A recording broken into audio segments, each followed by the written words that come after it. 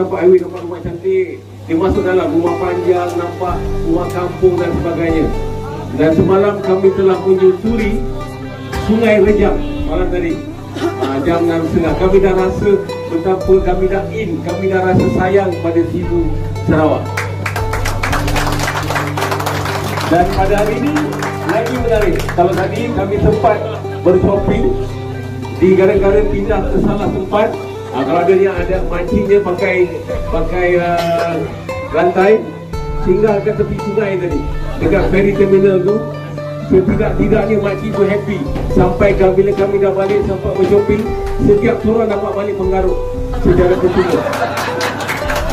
Dan kemudian dia pusing dalam pusing, tiba-tiba dia jalan highway. Wah, memang pandai. Juru pandu kami yang agak lewat sampai, tapi anda dapat jumpa kami bawa jalan dalam. Sesungguhnya Majlis Perkahwinan Aiman dan Ann pada hari ini mengikut adat bangsa Iban. Kami terharu. Terima kasih banyak-banyak. Semua rata-rata ni semua dah sampai dah rumah panjang. Tapi rumah panjang kat sini, rumah panjang di Kuching, yang rumah museum sana. Tapi hari ini betul-betul kami rasa bila kami dapat masuk dalam, dapat rasa bagaimana yang pakai baju. Saya pun tak sempat beli nak beli baju yang Iban tu, saya nampak tadi tak sempat beli. Tapi terima kasih banyak. Kami mengharapkan seluruh masyarakat warga rumah panjang ini menerima anak saudara kami. Sorry, salah pusing, salah tegar saja je test.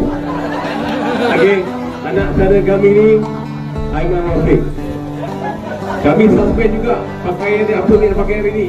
Tapi memang lain bagi yang lain. Sesungguhnya satu kebanggaan kami orang Selangor, Kuala Lumpur, Negeri Sembilan, rasa terharu Aminah bagi pihak Encik Afandi dan juga Wajib Syafinas bersama dua neneknya.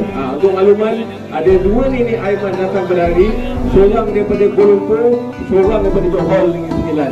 Terima kasih banyak-banyak semua sekali.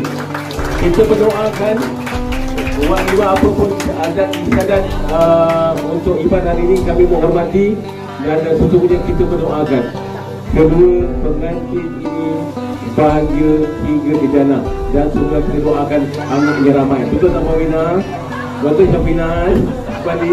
Okey, daripada saya Syarif Salim mewakili Cik Afandi, Puan Syafinas, neneknya dua orangnya dengan semua 28 rombongan. Terima kasih banyak.